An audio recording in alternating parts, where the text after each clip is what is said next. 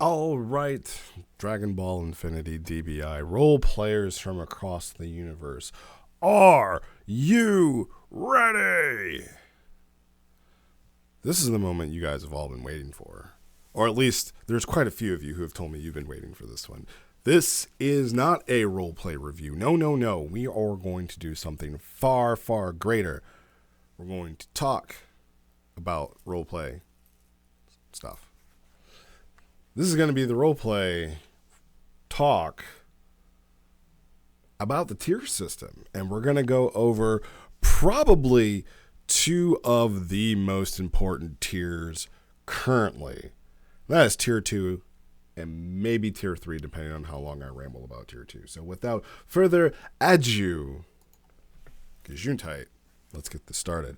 What's up, DBI? So here we are. We're going to talk about the tier system once again. You guys seem to like the talk that we had last time. Just shrink myself a little bit. A little less Riz for your Riz. And yeah, we're gonna talk about some stuff. So we're gonna talk about tier 2. We're gonna talk about abilities at tier 2 and what that means. You guys know the deal. So without further ado, we're gonna get right into it. Reaching tier 2 has brought your character to a much higher plateau of power. The increase at this tier is much more noticeable and significant than the last. A tier 2 fighter can combat multiple fighters of the tiers below him or her and still have a good chance of coming out on top. Your powers of energy manipulation have increased. Your strength and stamina have become well beyond anything a mortal human is capable of dealing with. You can cut through small armies of soldiers and could receive artillery fire from military units without much damage. Bullets practically bounce off your skin, and you could most likely catch them in midair and throw them back with more force than they were shot towards you. You can uproot and throw small houses, run up the side of skyscrapers, or simply knock it down with a well-placed punch. Your energy attacks have significantly increased in damage, capable of annihilating entire buildings and small city blocks with enough focus and effort. Your ability to sense energies has expanded. You can begin to learn to fly, and you should be capable of producing even basic energy blasts without any kind of training. To the common man, you are essentially a superhuman and capable of taking over small worlds, provided there is no resistance. By now, your powers and skills will have begun to attract and draw the attention of powerful beings in the galaxy who either see you as a potential ally or as a threat. At tier 2, the free mastery techniques that you will get will be Sense at a mastered level, Zanzoken, Flight, Telepathy, the Destructive Wave technique, and your heritage abilities. So, holy crap, that's a lot. Example of tier 2 fighters would be the battle between Goku and Piccolo at the end of the 23rd Martial Arts Tournament, i.e. the end of OG Dragon Ball. So I'm going to say it right now. Tier 2, this is where all the magic happens. At tier 2, you are a superhuman person.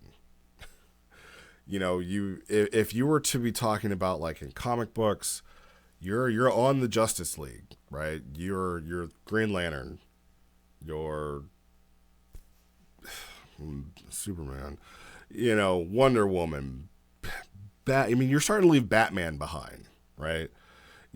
At tier 2, you are superhuman. Pretty much anything that you can kind of think that your character should do outside of like Dragon Ball Z stuff, then yeah, that's pretty much it, right? I would say before Dragon Ball Z, when we were kids, this is about as far as we could go, right? We're like, oh yeah, I can fly, I can blow stuff up with my hands, eyes, eye lasers, I'm super fast, I can sense where you're at. You know, tier 2 is just where it all happens. That's where it all starts to come together. Tier 2 is the plateau. Tier 2 is that should be where everybody like kind of runs to get to, because now you are not just a step above, right? Like tier 0 is like, hey, there's something really special about you. Tier 1 is like, okay, you're the special of the special. Tier 2 is like, you're cream of the crop of the special people. Of everybody who cannot transform, that's it. The downside is that tier 2 is as strong as you are going to be physically outside of your transformation. So tier 2 is like, yeah, you get the flex now, but then like your I would say like your walk around weight is still tier 2, right? Genesis, unless he is in his giant form, is at tier 2 strength. Nova without Super Saiyan, tier 2. Indon without Overclock, tier 2. I mean, pretty much anybody who isn't then pushing themselves to go beyond, you're at tier 2. And again, it's because it's good enough to get everything done, right? As I explained, like you can lift a building, you can knock it over, you can take on an army. Tier 2 is kind of him, right? And it makes perfect sense. Like you have destruction beyond like man means, outside of like nuking something. You have the ability to fight waves and waves of people. Like you're just that special someone, right? You are season 1 of an anime. You can push yourself to develop new techniques. You can be unique and powerful that way, but physically, that's where you're at. And speaking of techniques, how many techniques would you have at tier 2? So at tier 2, you would have 4 master slots, right? So outside of Sense, Energy Ball, Afterimage, Sense, Aurora Shield, Suppress, Key Transfer, Scattershot, Mastered Sense, Zanzoken, Flight, Telepathy, Destructive Wave. You also get 4 unique abilities that are unique to you, right? So like again, the freebie slots, those are what are just everybody can do if they so choose at that spot. And then your master slots are like what's unique to you. That's your Jukins, your Starforged, what's it, Starforged Star, something like that. I'm sorry, so sorry, Indon. Your Ki shouts, that's where you're at. Your Arkenbolt, yeah. Those were those kind of come into play. So you can still whoop ass in a very unique way. You can still show that like, hey, this is why my character is unique. This is why my character is strong. But that's kind of where it stops. And I was going to go over heritage abilities, but I feel like there's so many of them, it would be very hard to kind of go through. But just off the top of the head, like, Saiyans get Ozoru, demons get like their demon Hellgates and their demon marks. This is where androids are just stronger, better, faster. Bio androids get to consume like the energy that they have consumed, like makes them stronger. I think it's one for all, or all for one. Something I don't remember, but yeah, that's where you're at for tier 2. And like I said, my personal thing, that's where everybody kind of is the same, right? You've hit max level in an MMO, and now you are as strong as everybody else. So then what makes you different? How do you get stronger? How do you go beyond, right? Normally in MMOs, if you're level 60 and you get into a PvP fight, what's going to be the difference? Skill level will be there, sure, but what's the major difference? That's the gear, right? That's the grind. Has somebody been grinding to get better even though they can't gain more levels? Like, what's the little small increments, right? Imagine if in DBI everybody stopped at 10T, which you should. If you're grinding beyond 10T, you have a numbers addiction. But everybody's at 10T. What makes Cytokin stronger then we'll say Linkle. Well, it's because Cytokin knows where to get the best gear. In IRP, what does that mean? Well, I'm glad that you guys asked. It's grinding out more reds to get to tier 3. And I'm going to start with the free mastery skills. You've pretty much, again, you've gotten your skills. You are who you are. So then what do you get?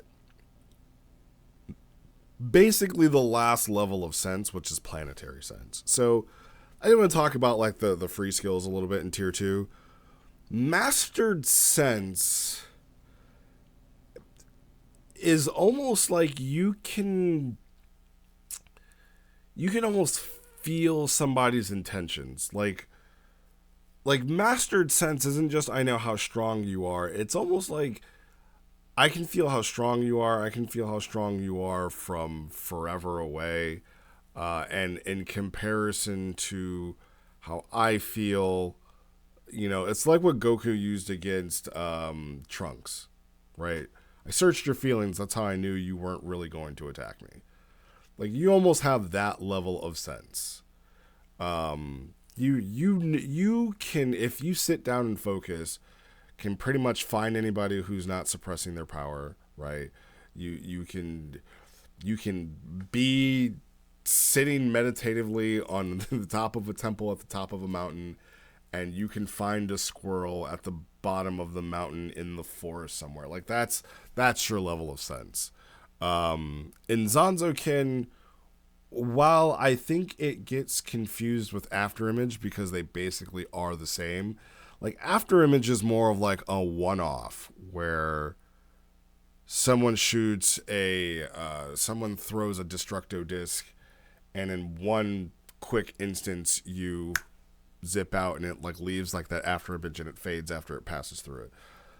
Zanzoken is that, but maintained, right? Like, you are moving at such fast speeds, you're almost beyond the speed of light. I mean, technically you are, but Dragon Ball physics, like you are maintaining that insane speed. And whether you've trained or not, like, you can just move that fast. Again, flight kind of explains itself. Destructive Wave is just, you can do one of these, blow stuff up. And telepathy is huge, right? For like the cyber sleuths, holy crap, telepathy is huge. Being able to communicate just in somebody's mind. I mean, we haven't really said like the limitations of it on how far and everything it is, but everybody just kind of gets that, right? And that would be huge. So imagine 2 tier 2s and a host of tier 1s, right? If they're able to coordinate their attacks telepathically, like, whoa, that's huge. So I just want to talk about that. And then, sense planetary is just, you can sense people from other planets. That's how mastered you are at it. But tier 3. Tier 3 is the first stepping stone of transcendent power. Like tier 1, your strength, stamina, and speed have not increased by a very visible amount since the last tier. But you have unlocked the deeply rooted essence of your ki and are capable of learning your first form-changing transformation. A tier 3 warrior is more or less equal in power to the tier 2 fighter in terms of strength, speed, and skill, but has access to more developed techniques and masterful fighting form. They should struggle to overpower multiple tier 2 opponents, but clearly have the upper hand in a long-term bout. Decisive blows and coordinated attacks should allow those same warriors to be a deadly match, however, and so the tier 3 martial artist may have to rely on the dangerous boost of their transformation to win such a bout. A transformation is an unbelievable surge of power that makes you capable of incredible superhuman feats using your energy. A transformation is a very critical breaking point of your character. The power that is unleashed within you upon activating it is completely unstable and can rip your body apart in a very short amount of time. It is so unstable that it would be wholly unwise to unleash this potential at random or during anything less than a fight to the death where destroying your own body would be necessary just to survive. Example of tier 3s are Goku and Piccolo while facing Raditz. So it states you're not that much stronger than a tier 2. So you can't even really say that you have a strength, speed, or stamina advantage over a tier 2 fighter. Until you transform, right? That's what I said before. Everybody's the same now. The epic squish that I still don't really like, but it is a thing that we all have to deal with. Like, when you guys are starting to get into tier 3, like, that's what you're dealing with now, right? You wanted a challenge, you wanted to push yourself, you went beyond. Now you kind of have to navigate how are you going to use this power, which is why I said this is where the magic happens. Tier 2 is where the magic happens, because if you really think about it, if you really put your mind to it, are you always going to risk it? Even in a fight, we'll say Koshoro and Genesis, both tier 3, they want to find out between the two of them who really is the best. Are they going to whip out their transformations to prove that, right? Possibly. It's a possibility. It's a very small possibility that they would. Why? Because they run the risk of killing themselves, right? It depends on the character. It really does depend on the character. Like, reading through this and looking back, the proving probably shouldn't have been the moment where Indon and Nova both displayed their transformations. Now, granted, they were tier 4. That's a whole nother topic. That's a whole nother video. But was it as important as what we just read here to win the proving? Maybe, right? You know, like, Nova lost and she got over it. But I'm very curious as to how she would have been if she would have won, right? If she would have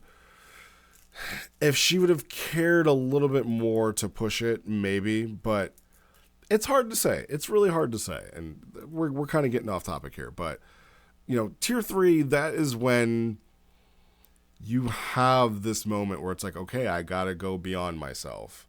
Now you're like end of season 1 of anime or like middle of one season. It's like, okay, we know the main character. The main character has all these powers. They're doing it, but the big bad, their superpowers ain't going to do it. So what do? They got to go beyond. They got to train. They got to go beyond. And it's that transformation that's the end of the season, the end of the show. Now they can, now they can finish the big bad, and that's pretty much it. That's like tier 3, right? Although tier 3, and then we still have 4 others to go. But between these two, yeah, like there's not much of a difference. There really isn't. The transformation, I don't think you guys should be whipping those out recklessly at tier 3. I think it should be really a moment that either one, like your character's pride is on the line, so you're gonna risk it. There should be visible ramifications for it. And I know you guys are all looking at me, Combat Month, Nova was Super Saiyan the whole time. She really was. If you guys go back and look before the Strix, so you'd have to go back about 2 years, when Nova was tier 3, she didn't use her transformation. And I tried to paint it as best I could. Like, there was a very clear reason why. Like, that character pretty much was wrapping herself in this special kind of like medical weave because her power was kind of killing her. Zofu even mentions it, like, yeah, there's nothing wrong with your arm, and it was all because of her transformation was literally killing her. So I think if you give it enough time, then, it would make sense as to why you can control it. But again, tier 4 is a whole different beast.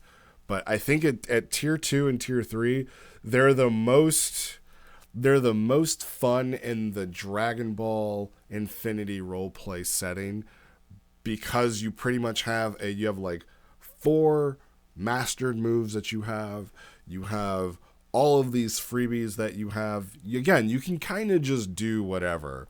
And I think that this is where like fights are going to come down to, fight IQ, fight choreography, the right time at the right place, and when it comes to skill usage, right? So if you're just throwing attacks out and blowing through your RP energy, they can either end really quickly or go on for a long time if you guys are doing the slow burn. And looking at it, like even just looking at this GIF right here, like this is it, man. Like look at that blast, look how big it is. Look at the comment that hits back. Like we want to have these epic battles. You can. That's the tier to do it. This is where you show off, man. Like let's go tier 2. Let's go tier 2. Anyway, guys, as always, thank you for your time. My name is Riz. You're you, and I'll see you guys next time. Tier 4, baby. Tier 5. Oh, it's gonna be lit.